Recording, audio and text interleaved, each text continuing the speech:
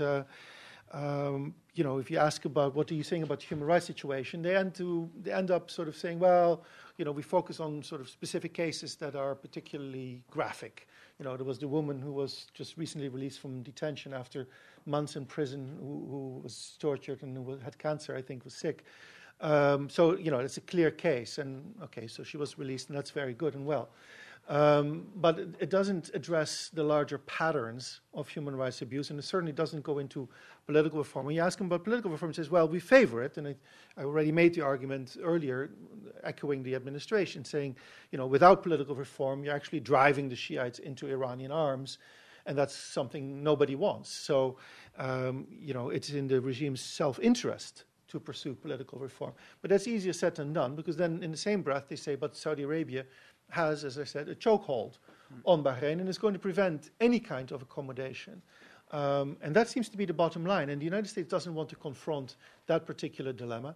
It has huge assets in Bahrain. It could move the Fifth Fleet. It could theoretically do that. I mean, these ships don't actually stay in Bahrain. They're out in the waters of the Gulf, and they come every so often. So you could move the base from one country to another, but where would you move it to? And it's a huge logistical and political headache to do it. So that would remain. That's a major step. So I think technically or logistically not a huge problem, but politically almost impossible, I would say. So that all being sort of locked in. Well, you can sort of, threaten. You can say, well, we're not going to let further arms shipments through, especially arms that are meant for internal purposes. Any weapons that are, for external defense, that's a separate issue. That's what the administration is saying today. So we'll have to see about this particular shipment, whether it goes through or not eventually, or when, and under what sort of justification. The whole notion of quiet diplomacy is very interesting because in the 90s, that's what exactly the U.S. Embassy was saying. We're using quiet diplomacy, so the torture and the arrests will stop and so on. And at that time, very little happened. On the other hand, there's I think, some effort.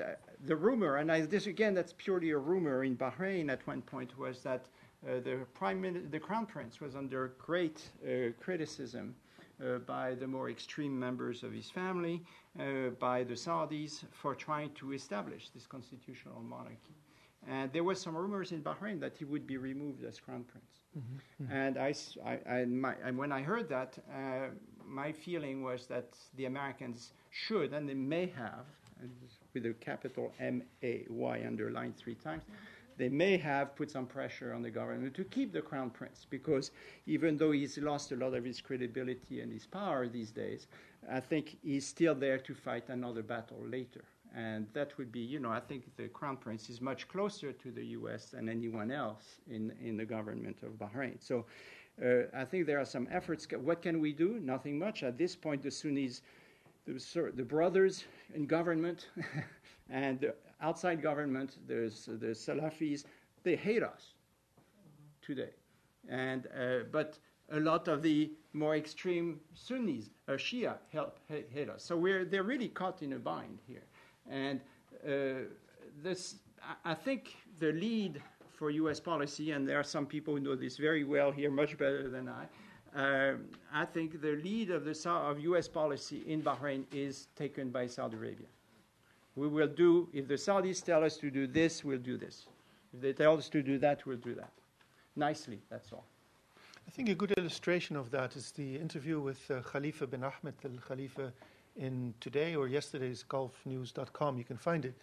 Very hawkish sort of statements he makes, including sort of saying, well, we don't need U.S. military support. We can go to the Russians and the Chinese, basically saying we're getting it from the Saudis or anyway, we feel fully protected. He also said something about, these protests were organized by 20-something foreign NGOs, 22 from the United States and 3 others from a Gulf country. Unnamed Gulf country. Next door. Next door. You can swim to it if you want to.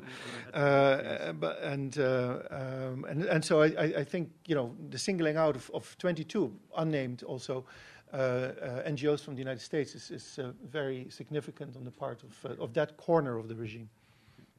Thank you. We have a question back here. Yes, I'm Bert Wides with Wides Associates. With regard to U.S. policy, one aspect that may not be that important in terms of what you said, but is being used by all of the many forces lobbying the U.S. not to intervene on the side of the Shias, and mentioned by the Pentagon and accepted by the media, and one of you mentioned it, is the misnotion that our Fifth Fleet is based in Bahrain in any meaningful sense. I've checked this with the Pentagon, the Senate and House Navy liaison, and Navy officers who've been there recently. There are essentially no ships that use it as a port. There is a tender, there are 2 old Swift boats, and there is the staff headquarters for the Fifth Fleet commander, who is also the CENTCOM naval person and the SACEUR naval person. It's not used for restocking, for refueling, for shore leave. The logistics support is given by other ships in the Fifth Fleet to any of the significant ships or Mediterranean ports. And the question is? The question is, what is the military significance or the national security interest of the U.S. in a direct military sense, if any? Is it a terrorist assistance we're getting, intelligence assistance, or is it really not in existence at all? I'm not talking about regional, I'm talking about direct military importance. Thank you. I think, was there another question? Should we take 2? Did you have your hand up? Yeah. Hi. I have a question actually to Professor Seznec. So you mentioned the formula for reconciliation. It's actually very basic. My question is, can you see this happening now? I mean, it's a very nice and kind of, let's say, logical formula, but is it doable? This is my question. I think the question on the base, there are some people here who know the base extremely well, so I cannot answer that question precisely. But it is a big base. It is a big base. If you go there, there are thousands of people there on that base. I think the base, and I'm very happy to be corrected by the people who know here. But I think that one of the importance of the base was to be a support for the troops in Iraq, when we were in Iraq, to be a support for the troops in Afghanistan as we have today. It is a base in the sense that there are big ships there. They don't stay there a lot of the time. They go in and out of the Gulf. And they can refuel there, although a lot of the refueling takes place at Jebel Ali in Dubai. But, you know, the U.S. Navy is the largest single buyer of fuel from the Bahraini refinery. So it is an important tool. And as Joost mentioned, it would cost billions and billions to just think of moving it. So the other issue is that it is a place where we can control Iran much more easily. So I think that's the key. In fact, the Saudis are very happy to have us in that base because it is a wall against Iran at first. And I'll let you pick it up. That's so unfair. On the reconciliation, yes. Will it? I think, frankly, if we could get the foreign powers to really at least step back a little bit, I think there would be a chance. It's not going to be easy.